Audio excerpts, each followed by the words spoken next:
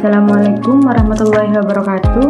Perkenalkan, nama saya Nita Amalia Putri, Fakultas Tarbiyah, Prodi PGMI. Baik, yang saya takdimi pengasuh Pondok Pesantren Zainul Hasan Genggong, yakni Kiai Haji Hasan Mutawakil Allah SHMM, dan Bapak Dr. Abdul Aziz BAMAG selaku Rektor Universitas Islam Zainul Hasan Genggong, dan kepada Bapak Firdaus Ainul Yakin yang saya hormati selaku Kaprodi PGMI, dan Ibu dosen Nur Fatimah selaku dosen pengampu mata kuliah evaluasi pembelajaran di MI. Baik, saya di sini akan menyelesaikan tugas dari Ibu dosen Ibu Nur Fatimah, yakni tugas membuat video dan mapping. Baik, di sini saya mempunyai peta konsep. Ada 4 submateri. Yang pertama adalah penilaian autentik, aspek penilaian akhir belajar, dan teknik dan instrumen penilaian autentik, pengelolaan dan pelaporan penelitian. Baik, pengertian autentik adalah pendekatan evaluasi yang menilai kemampuan siswa dalam menyelesaikan tugas-tugas nyata yang relevan dengan kehidupan mereka, yang artinya mencakup semua proses belajar, cocok untuk MI karena anak-anak belajar dengan mengalami dan mencoba. Dan yang kedua, aspek penilaian akhir belajar adalah penilaian sikap, afektif, atau nilai-nilai karakter, jujur, tanggung jawab, kerjasama, toleransi, dan disiplin. Teknik ini berisi observasi, jurnal perilaku, penilaian diri, atau antar teman. Yang kedua, penilaian pengetahuan atau biasa disebut dengan kognitif.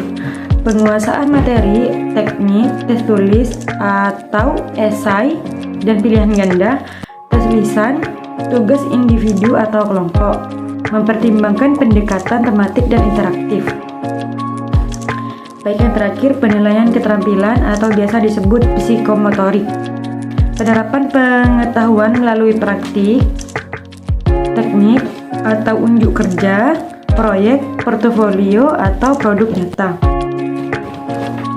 Dan yang ketiga, teknik dan instrumen penilaian autentik. Ada teknik, ada observasi, portofolio, proyek, unjuk kerja, dan yang instrumen bisa rubrik, lembar observasi, jurnal. Pentingnya validatis dan reliabilitas instrumen. Dan yang terakhir, pengolahan dan pelaporan penelitian.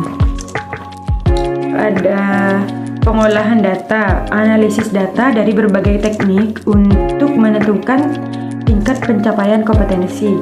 Pelaporan bentuk deskriptif lebih informatif daripada nilai angka.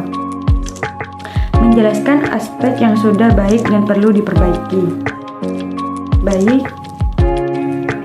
bertujuan adalah untuk memahami pengertian penilaian autentik dalam konteks pembelajaran di MI, dan untuk mengetahui aspek-aspek penilaian hasil belajar atau sikap, pengetahuan, dan keterampilan yang relevan dengan penilaian autentik di MI.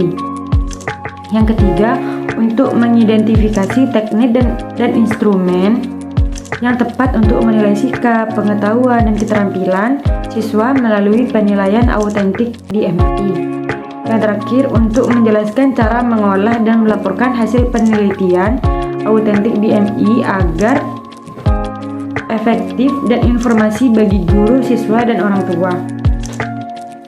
Dan baik, kesimpulannya adalah penilaian autentik merupakan pendekatan evaluasi yang menilai siswa secara holistik, mencakup aspek sikap, pengetahuan, dan keterampilan dengan menggunakan teknik dan instrumen yang tepat. Penilaian autentik dapat memberikan gambaran yang akurat tentang kemampuan siswa dan mendukung proses pembelajaran yang efektif. Baik, sekian dari saya. Kurang lebihnya mohon maaf. Assalamualaikum warahmatullahi wabarakatuh.